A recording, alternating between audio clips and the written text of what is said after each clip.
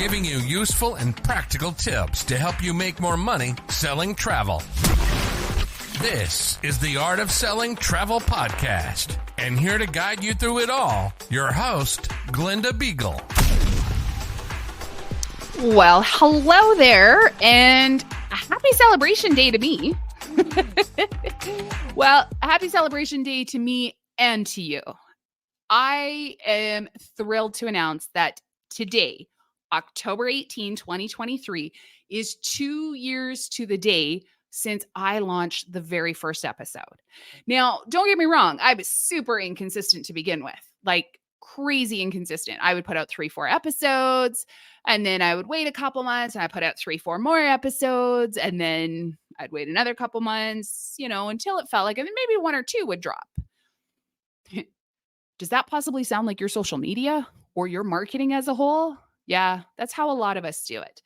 But I want to tell you, when I got consistent, when I was consistently putting out an episode every week and sending out the emails that go with it, everything changed.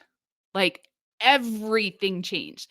And I want to make sure that you are understanding that for your business. What is it you could be more consistent in? I've listened to Jesse Itzler over the years, and he talks about making 1 change per month.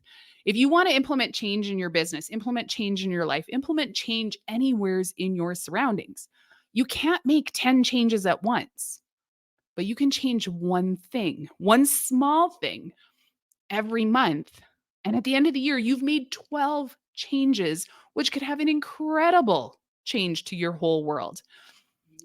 He was saying if you wanted to lose weight, if you wanted to get healthier, you can't in 1 month decide you were going to start sleeping better, you were going to start exercising every day, and you're going to eat better, and you're going to do all of these things. He goes, that's why New Year's resolutions don't work, because nobody can stick with that many changes at a time.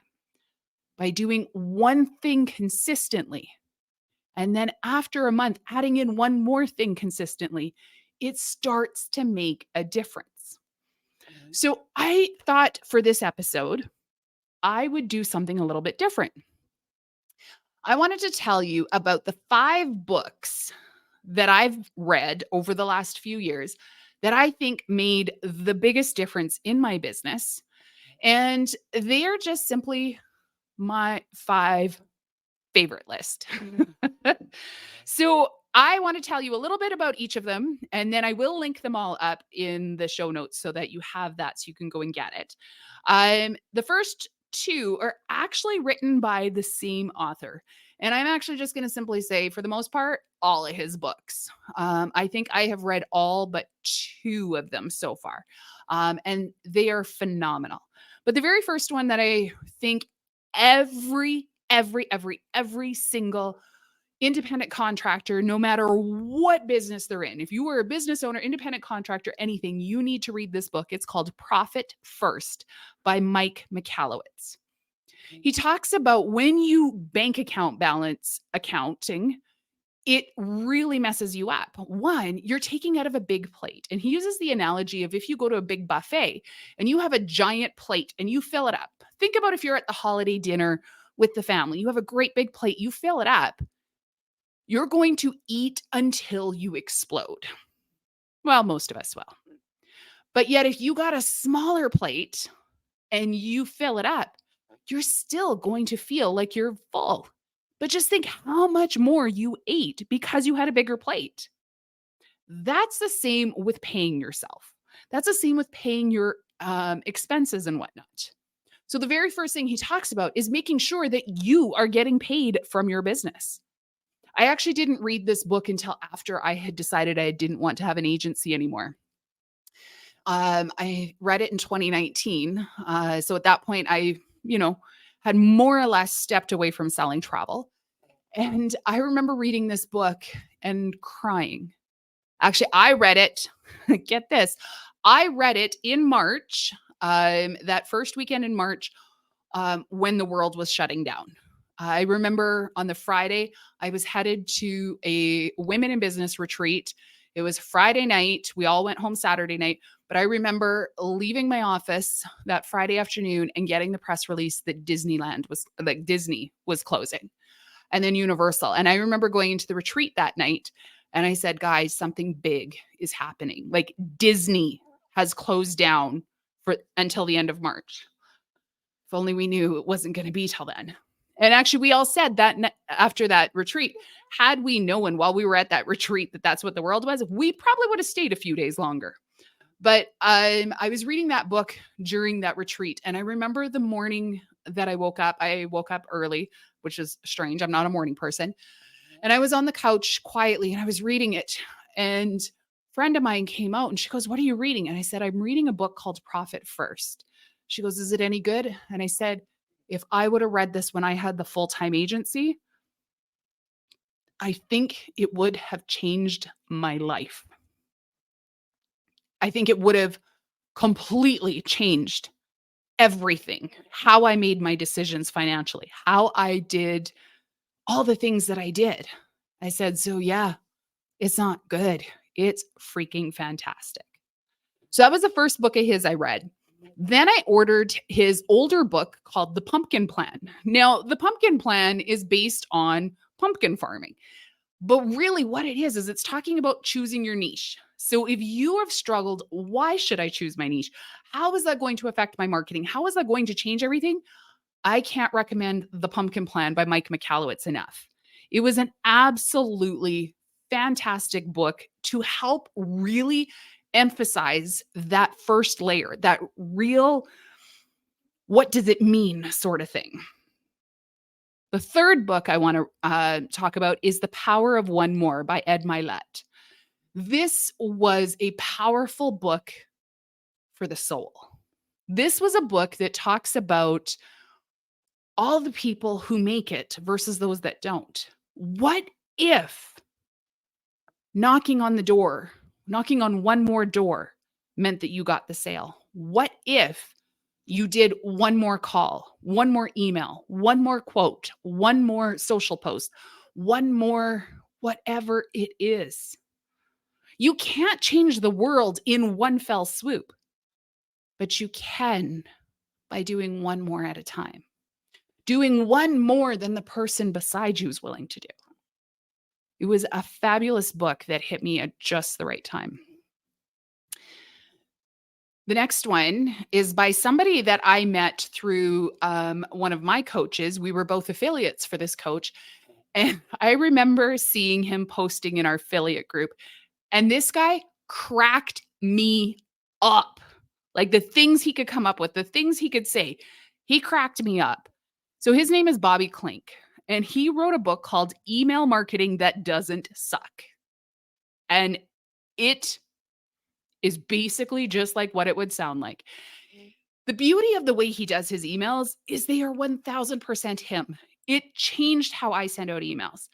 Are there going to be spelling errors? Probably. Is there going to be grammar errors? Probably in my emails. And if that's not cool for you, well, then don't sign up for my emails. But I'm also going to let you know exactly who I am. I'm going to talk in my emails like I will talk on the podcast, like I will talk in person. Here's the scoop. Who you're getting through this podcast is who I am in real life. Okay, I might come across a little bit more extroverted here. In real life, I'll be the person with their back pressed up against the wall. But it's so much easier to be one person rather than trying to be all the people that you think everybody else wants you to be. But Email Marketing That Doesn't Suck. He gives so many tips and suggestions, and he uses real life examples. He will put in there what he put and how him and his team came up with it. And some of the things that were perhaps maybe, some people on the team didn't suggest or whatever. Anyways, it was a fabulous book. I think I probably read this book faster than almost any other because it was so entertaining. If you like a good, entertaining business book read, don't start this one at night. I started about 10 o'clock at night one night and I read till like 2:30 in the morning. Obviously, I read a lot slower as we get later on in the night, but it was fantastic. My fifth book is called Superfans by Pat Flynn. This was such a good one about talking about how do you get your clients, How do you create fans, super fans from your audience? How do you get people to connect with you? Why is it so important that they connect with you? It was absolutely fantastic. So those are the 5 books. If I had to pick 5, if somebody said, "What are the 5 best books that you've read?" To me, those would be them. Do I have about 1,000 that I would also suggest? Absolutely. I do want to throw in an honorable mention to Jamie Kern Lima. She wrote a book last year, 2 years ago, called Believe It. And it was just a really good book about her story of how It Cosmetics came to be and all of the times she got rejected and all of the no's that she got. You know, I have taught so many sessions over the years. I've worked with so many advisors. Rejection, unfortunately, is simply a part of the game. It is a part of the process, but yet we are all do everything and anything we can to avoid it. So this to me was a fabulous example of somebody who kept pushing through rejection, kept not taking it personal. All of the things that she went through, she went on to sell her company for $1 billion. Like, just think about that. And then under the honorable mention, because I loved Believe It so much, and she is coming out with a new book, and I'm going to put it on here. I have not read it. I do have it pre-ordered, but I have a hunch it is probably one that almost every travel advisor out there needs to hear, and it's called Worthy. And the reason why I think we need to hear it is because everything about it talks about you are enough. You know enough. You have enough. You are like, you just simply are enough. I have a Facebook group, the Travel Agent Objections, also known as Sticky Sales Scenarios for Travel Advisors. The number one criteria to enter the group is you have to answer the questions. One of the questions are, what are the obstacles you're facing? Yes, pricing is a part of it. Why they should use a travel advisor is also a really big one. But a common one that I see more and more as time goes on, I don't know if I know enough. I don't know if I have enough. I don't know if I am enough. I am scared they'll reject me. I'm scared of this. I'm scared of that. What if I'm not good enough? What if I'm not this, that, or the other? There are some days that I read these coming in, and it's all I can do not to just direct message and start like, let's just go through this. Like, let's work on this. But I know if I do it for one, I would never be able to stop me. And then I would never get, I would never get anything done because I would spend my whole however long just doing that. But I will also tell you, because how powerfully and strongly I feel about this, it has actually inspired something new that's going to be coming in the new year. And I can't wait. The best way to find out about it is to be on my email list. In order to join the Facebook group, you drop your email address there. So if you join the Facebook group, you're going to get put on my email list. You will be one of the first who knows what's going to be happening in January. I'm hoping I can hold off till January to launch it, but I have this idea and I think it will be so much fun. And I can't wait. I think it's going to be what the travel industry has been missing. And I'm just excited to be a part of it. But those are the 5/7 books that I feel like completely changed the way I view business. And like I said, The Profit First, I didn't read until after I had closed down my brick and mortar agency. And there's a lot of reasons why I closed it, but I will say resenting the lack of profit, because as crazy as this sounds, as after that many years of selling tens of millions of dollars worth of travel, I didn't have the proper concept of profit. I knew how to make money. I knew how to sell lots. I knew how to bring money in. I knew how to do all of these different sorts of things. But I will fully admit, I made bad decisions when it came to how to spend my money. And it wasn't until I read that book that I recognized those decisions. And I'm not telling you this so that you're like, ooh, should we listen to her? Like, she screws things up. I'm telling you so you can go, Oh, we should listen to her. She already screwed that up, and so she's gonna help us get past that. I can't tell you how much I regret not regret, because I didn't know about it and it wasn't an active choice. I read it after. How how much happier I would have been had I read it earlier. But here's the thing. I don't know if I would have gotten the same out of it because I was a different person. With every evolution in business, with every level, you are a different person. You have different thoughts and feelings and impressions and other such about it. I know that book came to me at the right time. Do I wish it would have come sooner? Absolutely. But now I get to learn from it going forward. And like I said, I read that one about 3 years ago, and it is the one that I'm like, "You need a book? You need to read this. You're an independent contractor? You need to read this." Like, I am talking, if you are a real estate agent, you need to read this. If you are in any sort of industry that's feast and famine, that, does not have a recurring revenue that shows up on the 1st of every month, and even at that, you 100% need to read it. But in particular, if you have a business that pays real heavy during certain months and not very much at all or anything during other ones, Profit First 1000% would be the go-to book for me, for you to read, by Mike Michalowicz. I'm going to link that up in the show notes for you. Again, this was our birthday episode. That's why it was a little bit different. Thank you. I have so much gratitude for you coming into my world, um, sharing your time with me.